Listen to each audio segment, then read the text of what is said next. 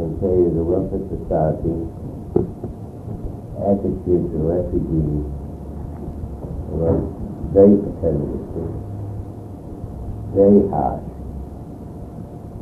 very unfriendly.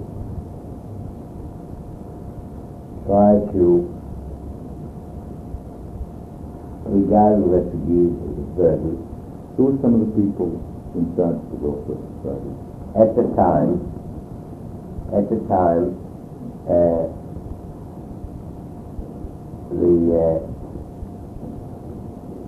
the office manager of the Welfare Society was a fellow called A.J.R. Goldsmith. His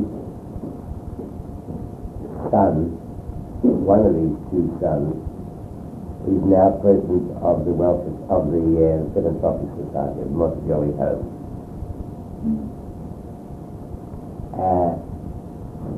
A fellow called Goldberg, wasn't his first name at the moment.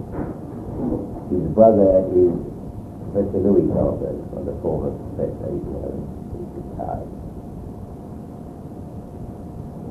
The people who were involved with the Welfare Society at the time were mostly Yehudis.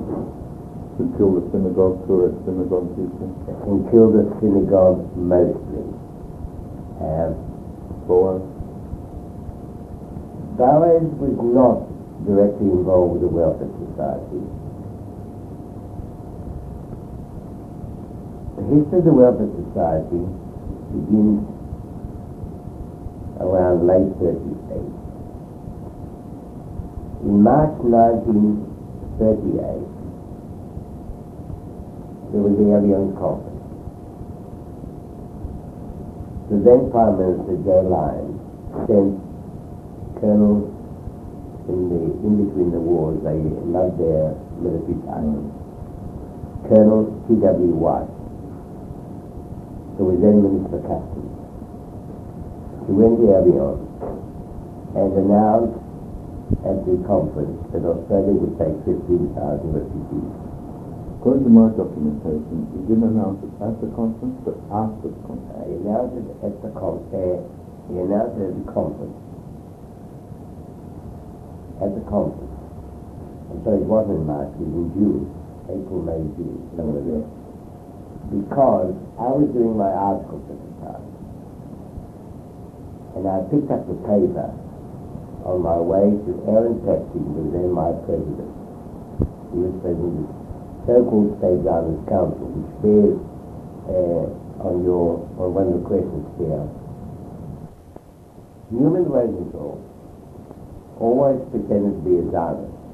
In fact, in 1920, I lost it, but I had in my possession at some stage a document, a printed appeal to the community.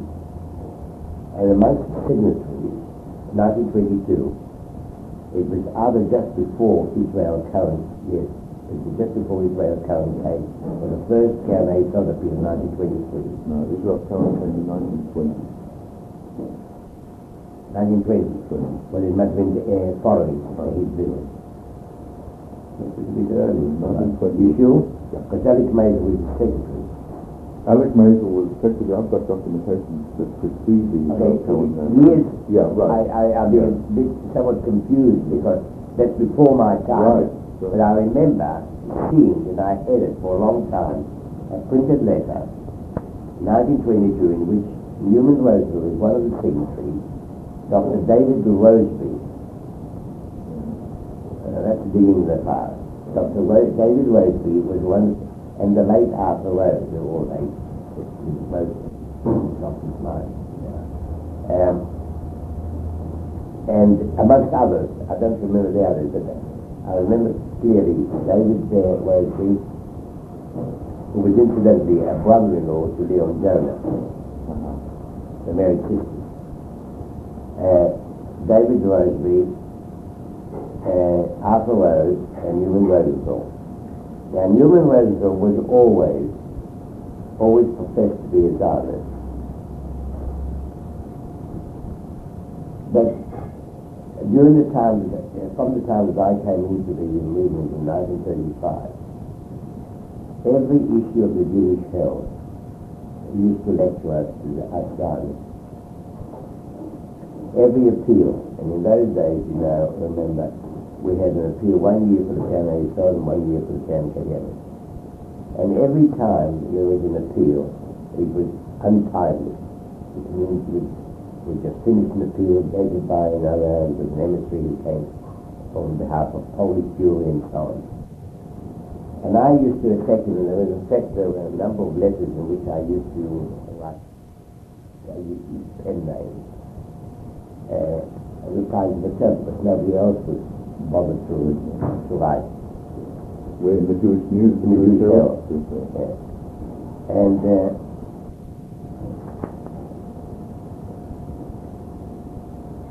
but he was, at that time, editor of the Jewish Herald.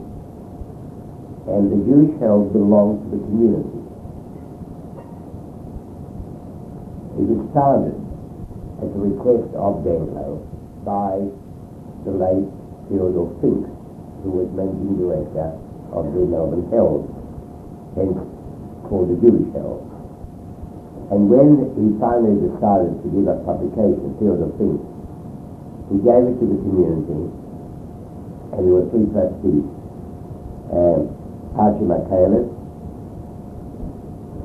Denglo, and Brody? no, a former, he was a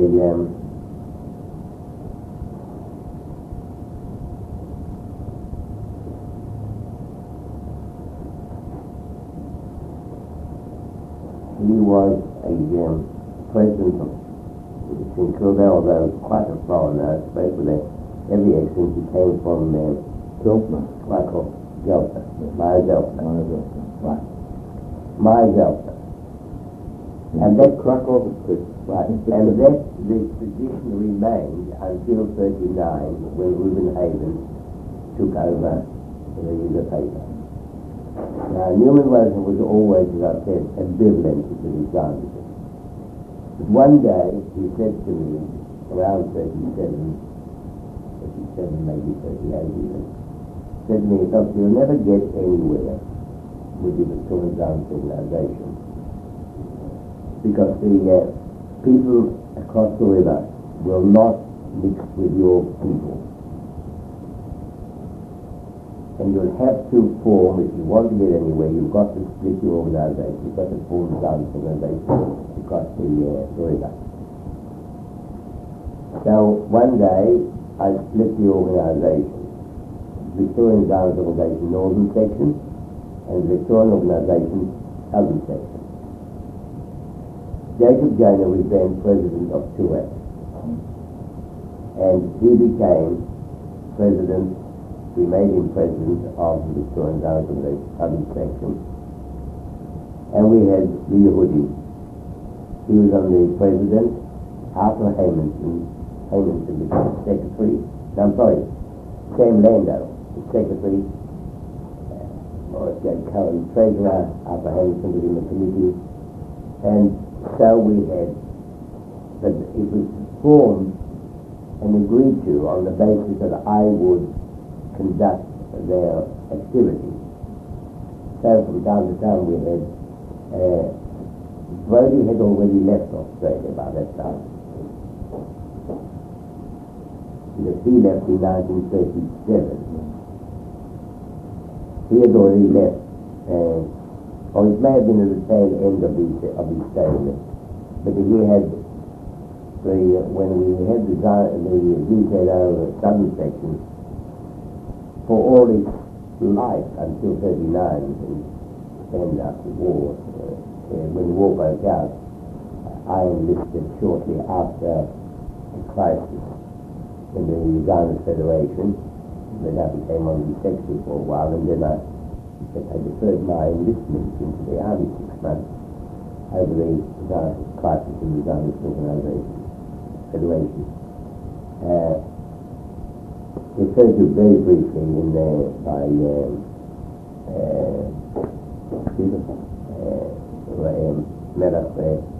Max Weiler, very briefly in his book like that. When I pointed out to him the inaccuracies of it, he said, no, he didn't remember. Yes. Anyway, coming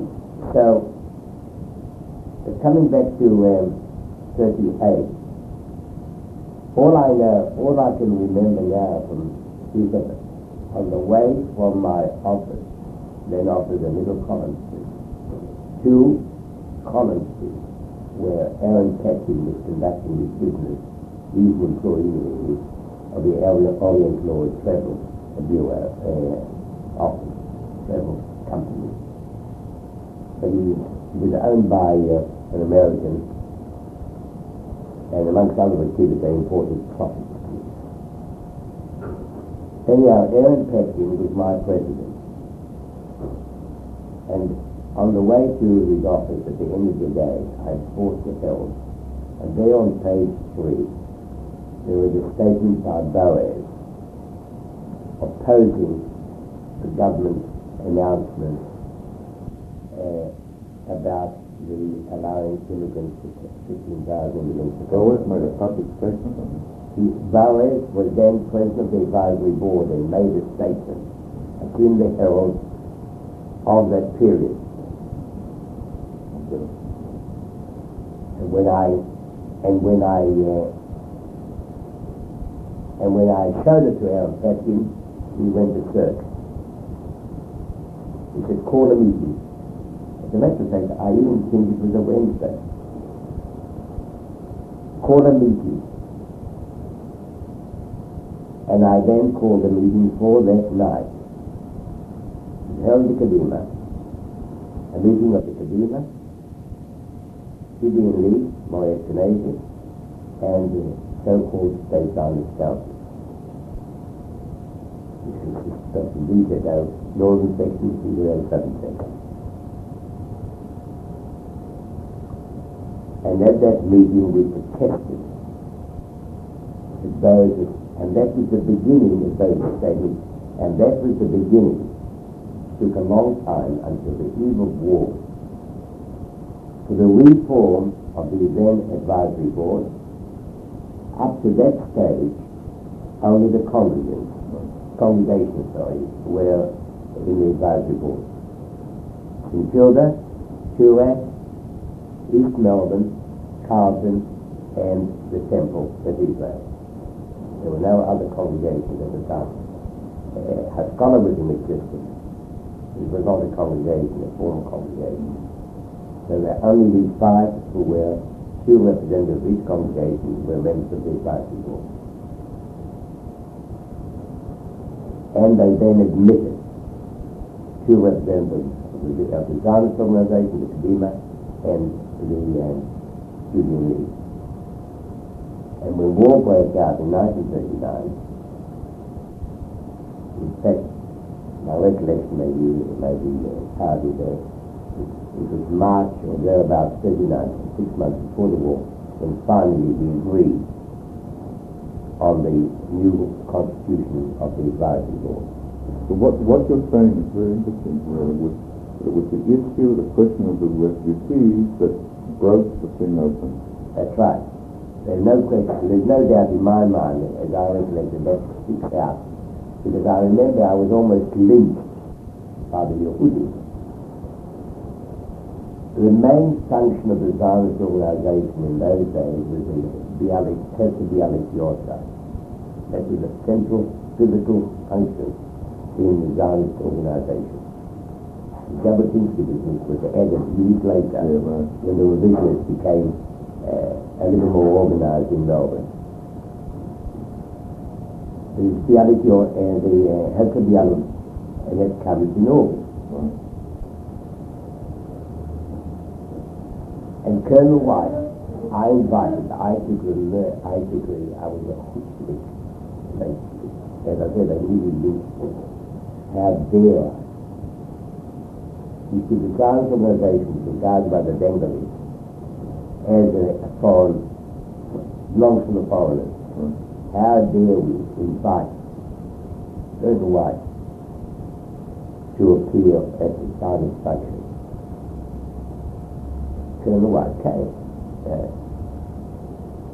1938, they held the Bialik function, founding the Jewish Herald at the time, was addressed by Colonel White. It's not difficult to know when it was because it has to be around the cut there. Yeah, the Harvard days, and I think I may even have the it's a good collection in the library somewhere. Anyhow, that was the and Colonel White was invited. It was held in the Victoria Hall, which is a hall still there, opposite the State Hall.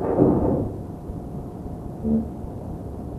The Independent Order of the Odd Fellows. And of course there was an enormous crowd. Now, that was the beginning, I feel. If one would have to put any fixed date when the complexion of the community began to change, that was over the announcement of the issuing of permits for 50 houses.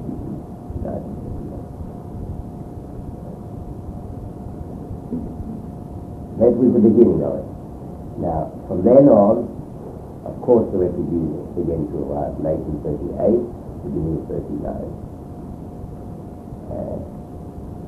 And the Association of Jewish Refugees was not formed until as I understand it, not until late 41 or beginning 42.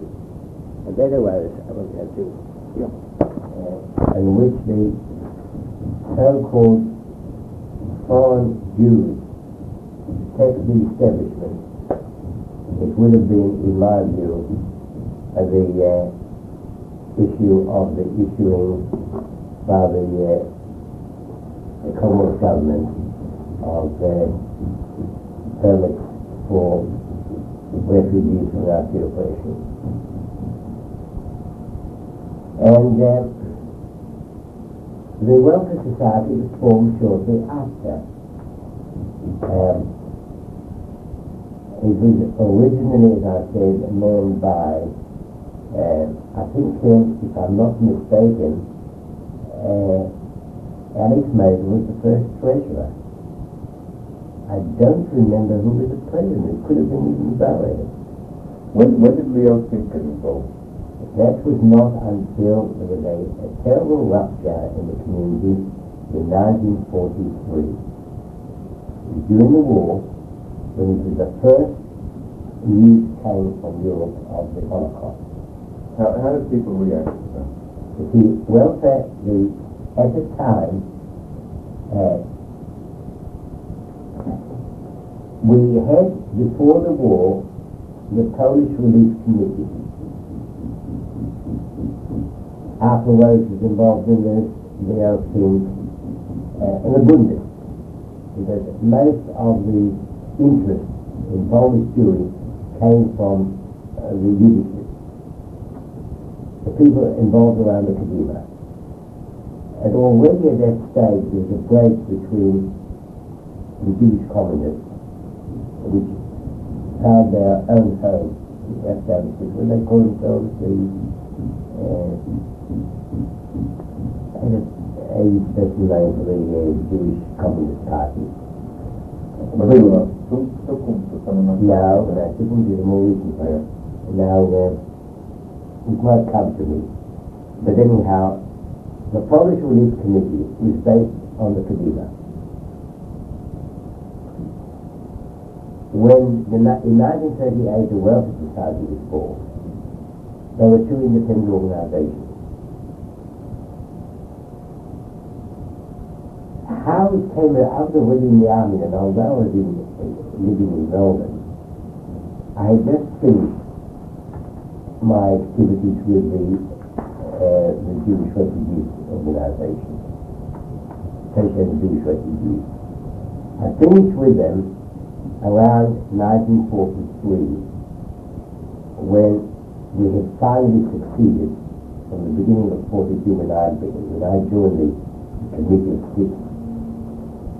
We finally persuaded the government to set up the Alien Specification Tribunal, of which Arthur Cole was chairman,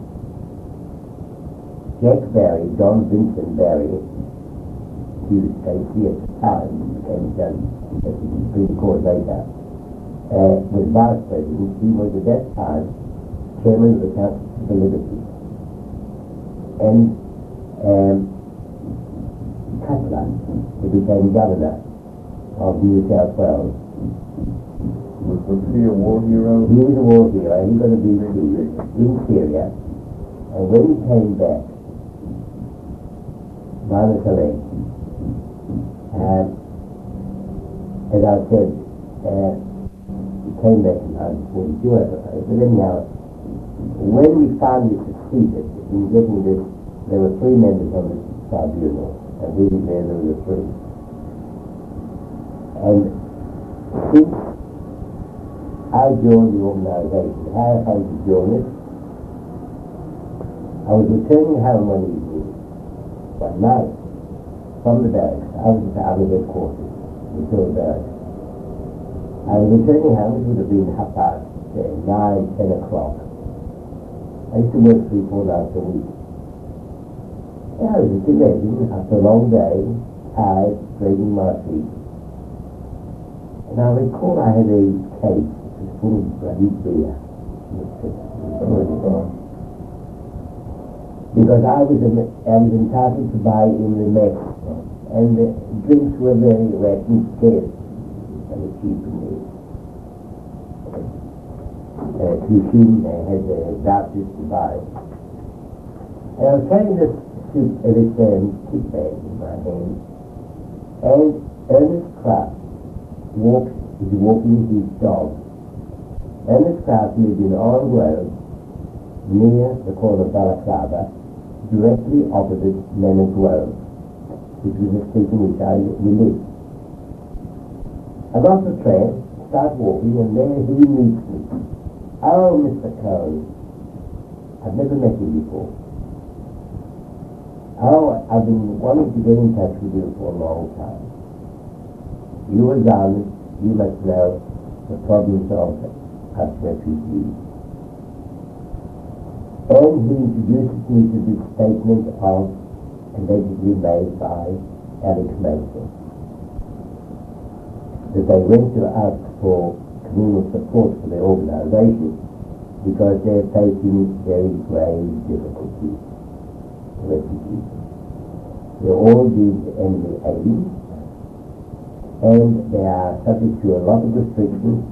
And recently, he said to me, there has been a regulation passed under which, or pursuant to which, all enemy aliens will be called up for service in the Allied Works Council. So I listened to him, and then I said he asked for assistance from Alex Mason, who was then president of the Board of Deputies, and on the advisory board, and he was told, and also president of the Welfare Society, and that's where they went to see him, in his capacity as president of the Welfare Society. You must be out of your mind. You think I put the community in jeopardy. How do I know that there are those who promise amongst us? It didn't impress me. I was tired, 42, I've been in the army since 40, 2 years already, almost 2 years. Things weren't going too well for us. And generally, it was a period that you couldn't still feel very happy about, worrying about sex and interest or whatever. Anyhow, I didn't have the position at that particular point of time to really feel terribly much. And so we're walking along towards his home, living 50, 60, 70 meters from the corner. And when we arrived opposite men at Rome, he's still talking, pleading with them, do something, help them. In Australia, they use their only refugees as postmen. And I'm about to cross the road when he said, I can't go, let me finish what I have to say. I can't walk across the road with you. That's another police district.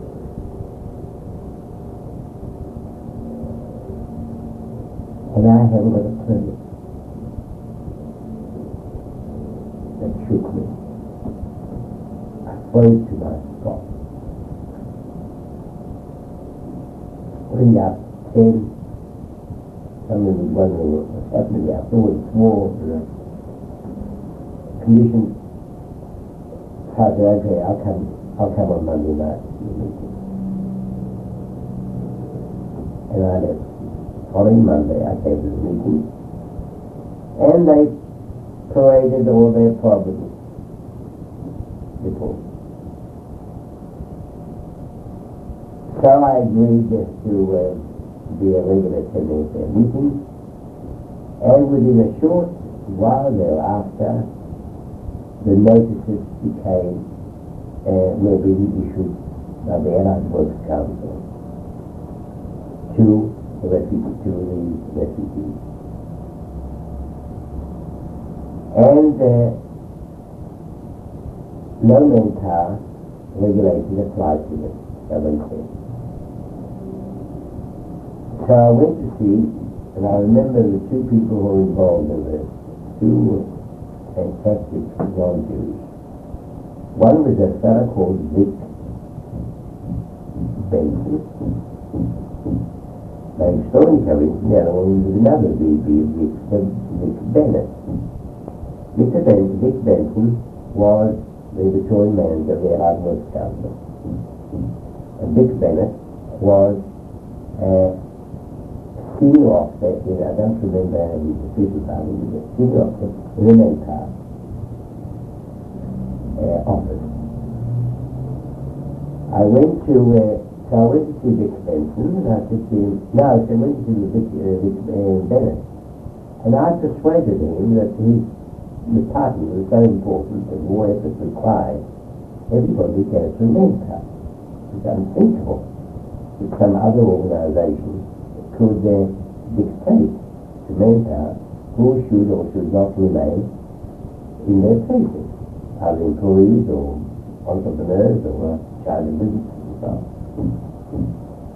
So he said, what do you want me to do about it? I said, I think you should tell the Allied Works Council that they can't just call up anybody unless you approve of them being called up.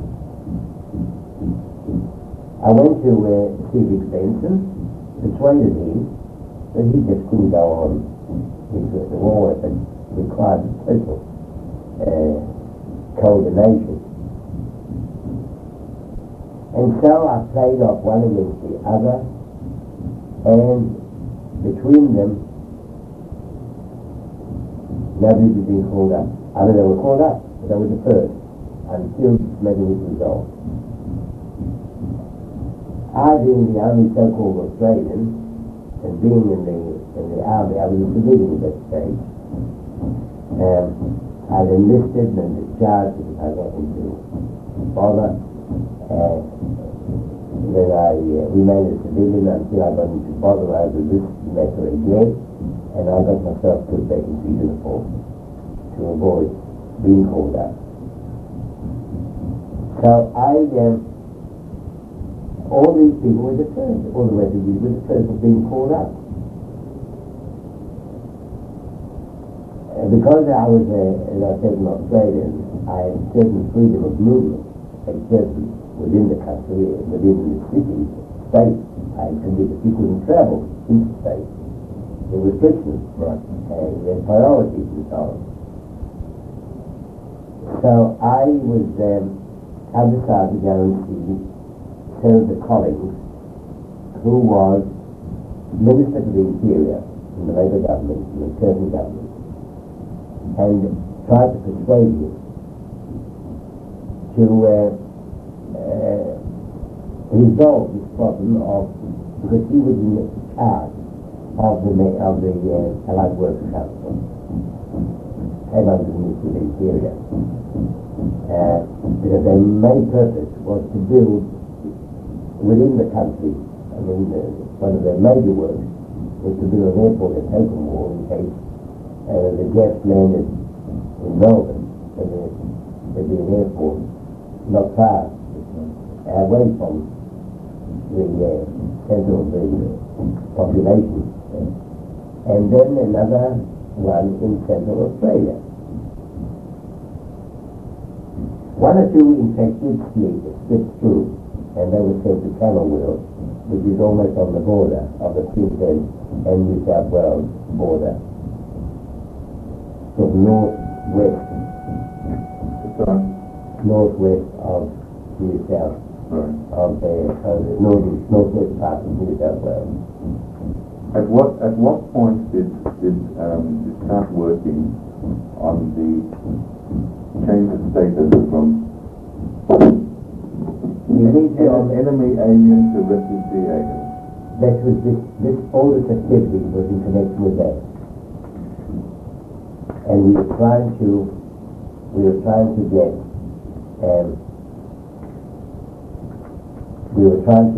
persuade them at the same time as to exempt them from call-up to change their status. There was a major wheel at Army Intelligence in Swanston Street, and I called on him once or twice because one of the arguments that Benson, who was the Allied Works Council fellow, advanced against me is its security. And they were getting their names from Army Intelligence. I went to see Major Wheel, who was most unkind, to say the least, or most unhelpful. He said how could I vouchsafe for the security of these people? Army knew best. Well, the activities of the Association of Jewish Refugees, as far as I was concerned, from the time I joined it, sometime around April, May, June, I think it was 42, although the regulations were promulgated in February 42, they were not started to be acted on until later on, a little time thereafter. Until sometime July or September 43, when the Alien Station Tribunal was set up. And the burden of my argument, of our argument, with the government was you've allowed these people to come to escape from Nazi oppression. They are anti-war, anti-Nazi. There's no doubt about it. Set up a tribunal other than military intelligence, to whom, or before whom, military intelligence will submit their dossiers. You've got a dossier over all these refugees. Let them submit the evidence.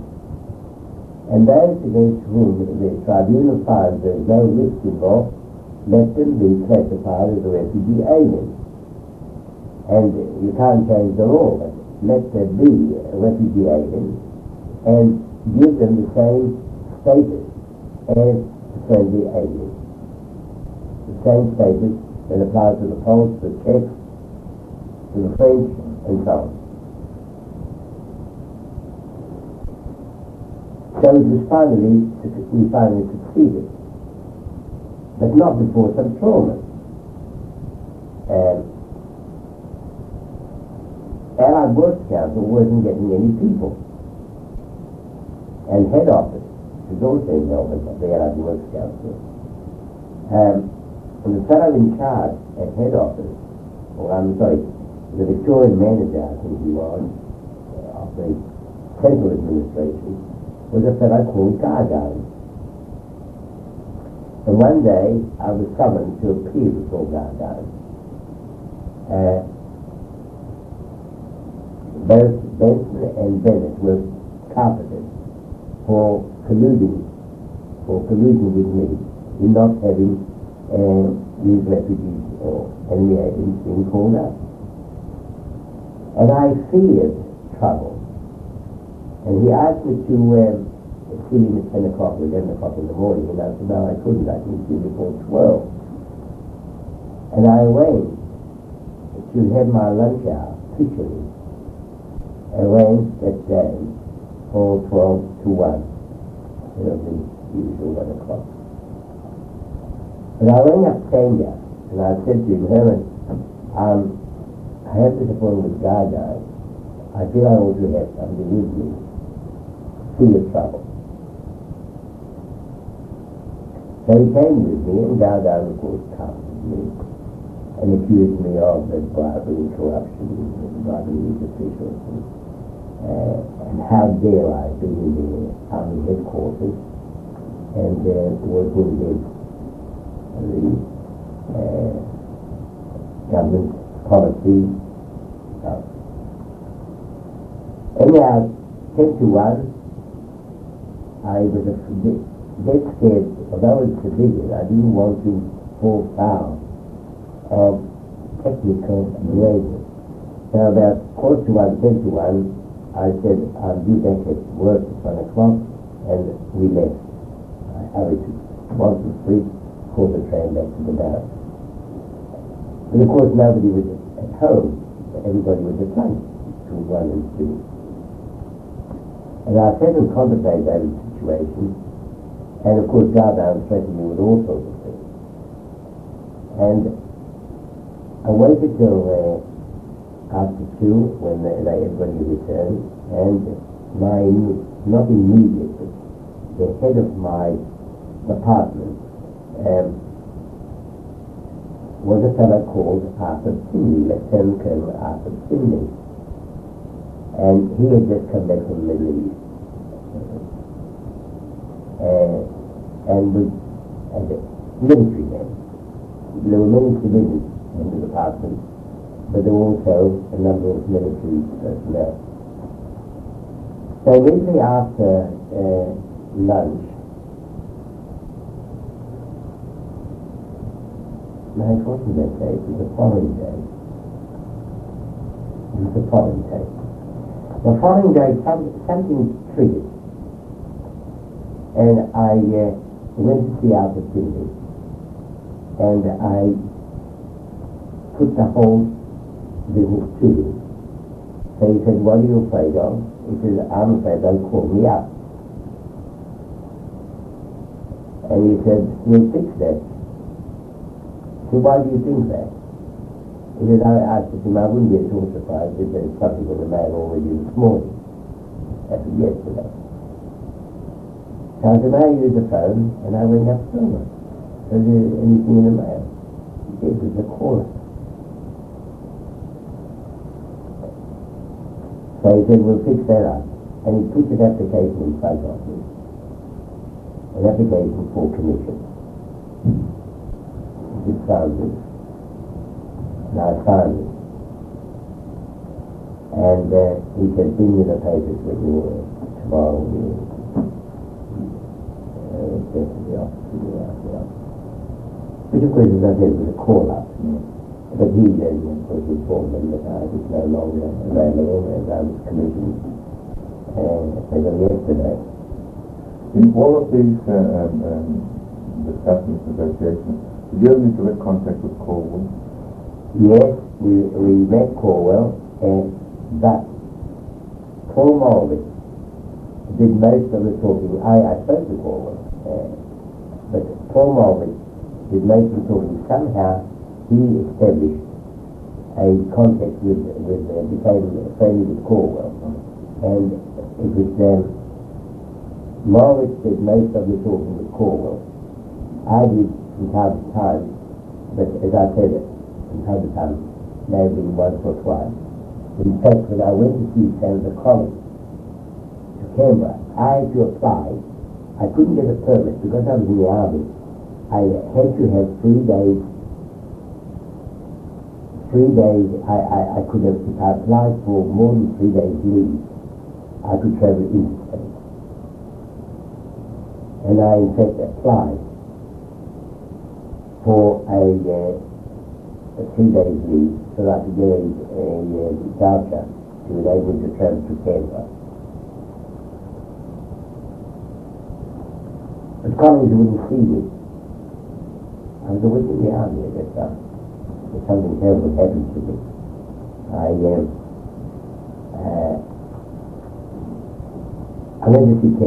to see the Senator Collins, but he wouldn't see me. And then I wanted to go see Arthur Cornwall. And I chased him around Parliament House and just missed him.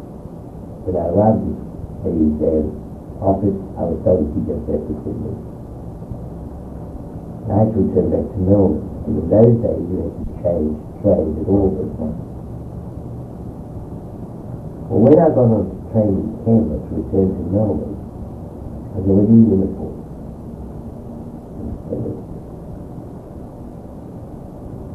And a major whom I knew in Melbourne in the army.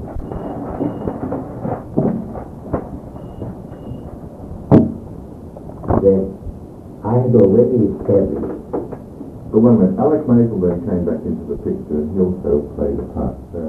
When what? Refugee? Yes.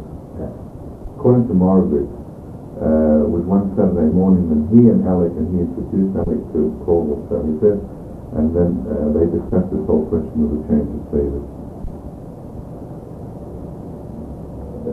If Moravich says so, he says so. I'm not contradicting. I have no recollection of anyone other than us seven, with the assistance of Cornwall, and indirectly, and then cast facilities for Jack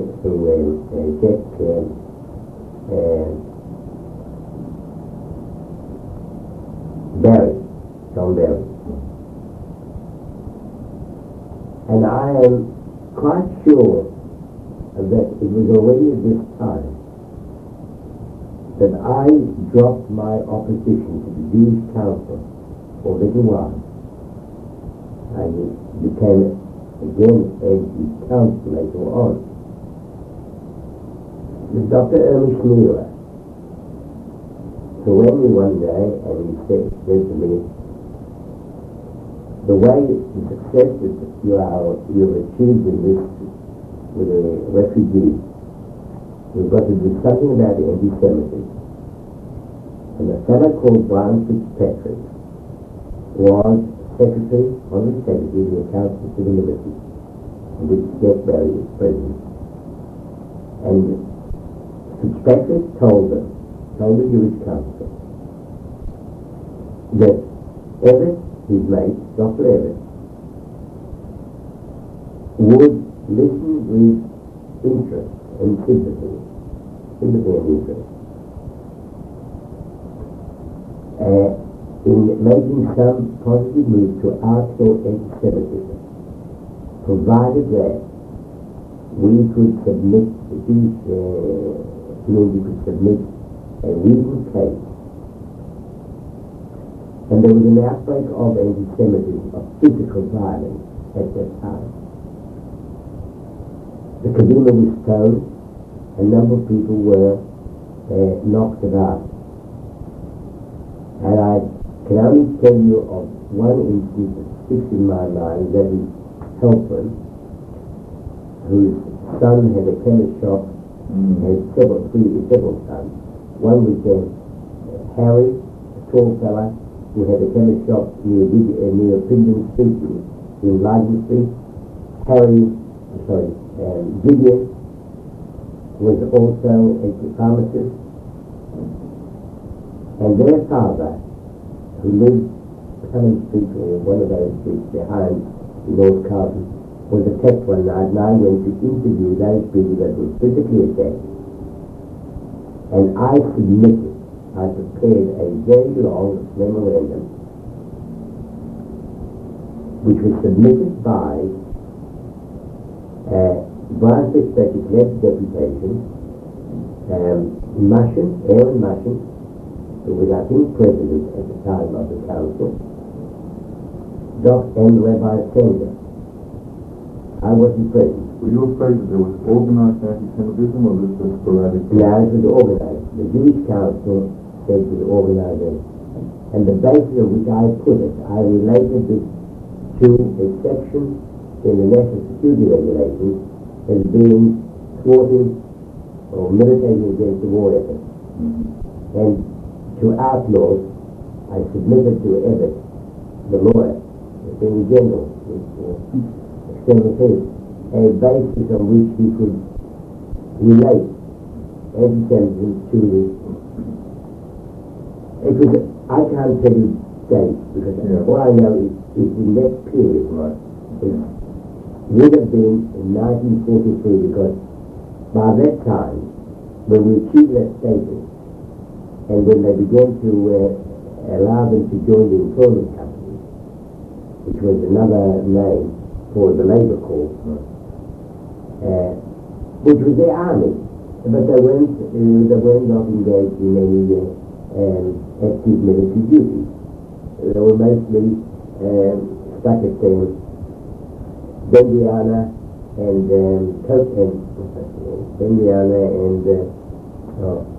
some other at the junction around Albany way. Moving cargo from one because of the break in the What was the Zionist organization doing during this period? The Zionist organization, as far as I can recall at that time, was quite moribund. In 1939, November, December 39, the Zionist Federation was located in Sydney, but its president was Dr. Leon Jones. He had a meeting of the executive in Sydney, and they had a row over what, I don't remember. So was it not the invitation of an emissary?